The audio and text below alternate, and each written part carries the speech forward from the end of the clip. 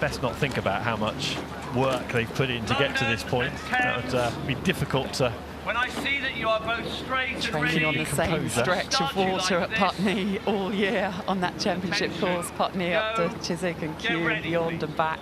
And here they are side by side at Henley. The wind's just picking up at the finish line, up at Temple Island. Flags blustering on the Berkshire bank. Go. So away we go in the Wyfold Challenge Cup. London Rowing Club on the Berkshire station, and we've got Thames Rowing Club on the Buck station as they head past Temple Island and out towards that stretch of water, that famous stretch of water down towards Henley Bridge, and they're getting very close. Look at those blades.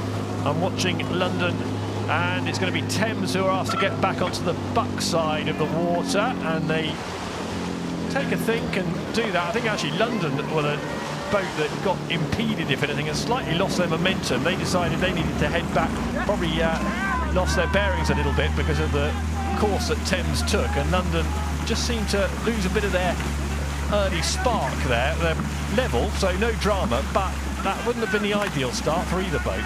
They'll be used to that, though. Every day there's this challenge, which station you're on, and hopefully they'll have raced in both stations and sort of learnt the tricks of them. But here we are, absolutely side by side coming out of the island.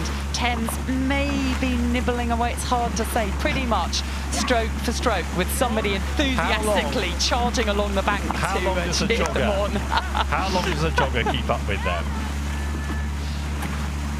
The jogger is dropping behind, but actually it's London now who are maybe starting to just sneak a few inches stroke by stroke. This is a point you're coming out of your start phase where you've been high rate, high power, and you want to hit exactly on the line, the maximum race pace you can get, that you can sustain down the course. So you're dropping the strokes per minute, but you're trying to hold as much distance and power per stroke as you can possibly do, and London are creeping away. London, who beat the Dutch to Hope yesterday. About Friday they had their semi-finals. They had a day off yesterday, but the semi-finals to Hope, beaten very narrowly, just 2 feet in it on the Buck station. London were on their semi-final on the Berkshire station today, but a energy-sapping semi-final run very close, and they'll have needed that day off, London, but they look like they spent it wisely. They're in a good position in this race early on. The Wyfold Challenge Cup final here.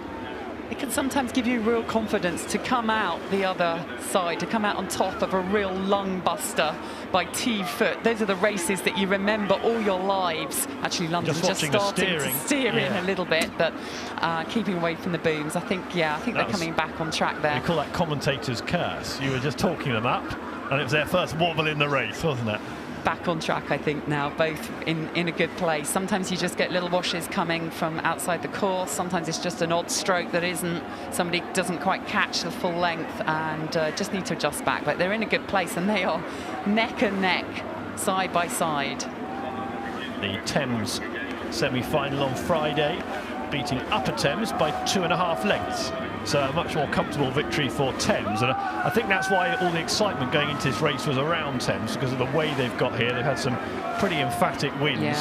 In fact, more than 2.5 lengths in every race so that they've had so far. This one, well, the early indicators it's going to be tighter either way.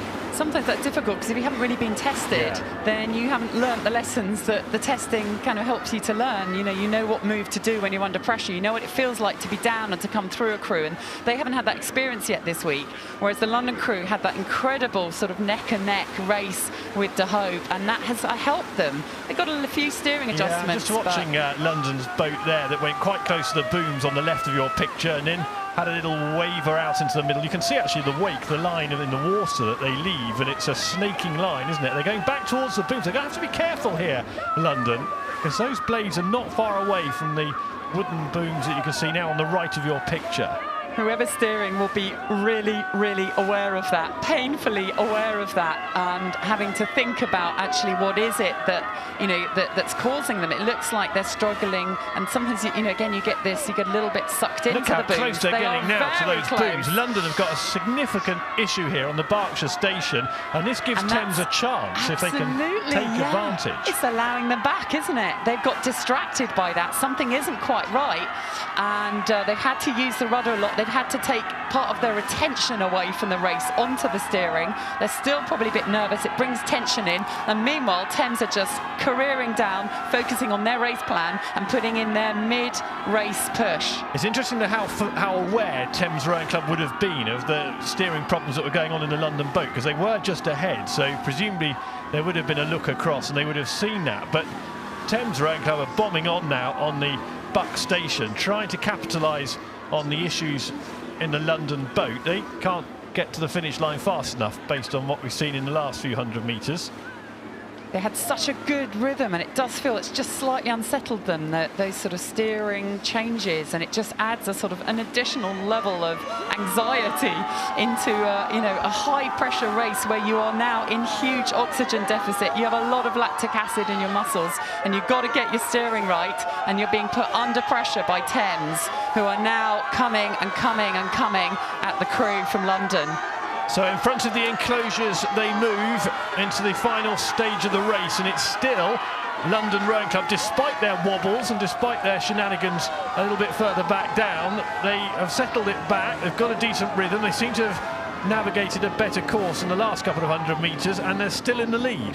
They have a lead, but with the sprint to go, it's all to play for still. I think Thames are in contact, and if you're in contact, it's then about how much can you take it up through the gears. So now the questions will be asked of Toby Seeley in the stroke seat for Thames. You know, can you raise it? How much can you raise it? And the same for George Cowley, stroking the London crew, been at the Commonwealth Beach Sprints.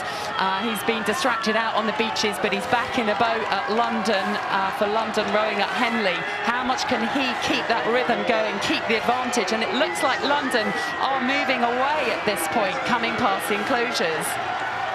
So Thames going for their hat-trick in the Wyfold. It doesn't look like it's going to happen, because in front of stewards, London Rowing Club are pouring on the pressure, pounding away, heading to the line. Not too much further for them in front of stewards. It's a fantastic performance from them. They were good in the semi-final, they've been brilliant in the final. London Rowing Club, another glance over the shoulder and a few more strokes and they'll be home. It's London Rowing Club over the line, winners in the Wyfold Challenge Cup, and Thames Rowing Club's reign as champions in this one is over for now.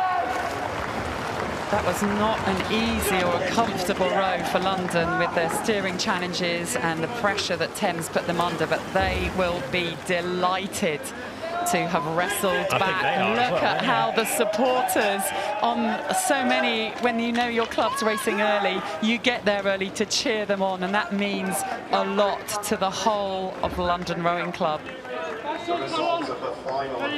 How none of the supporters ended up in the drink, I'm not sure. They were teetering right on that Berkshire bank in celebration.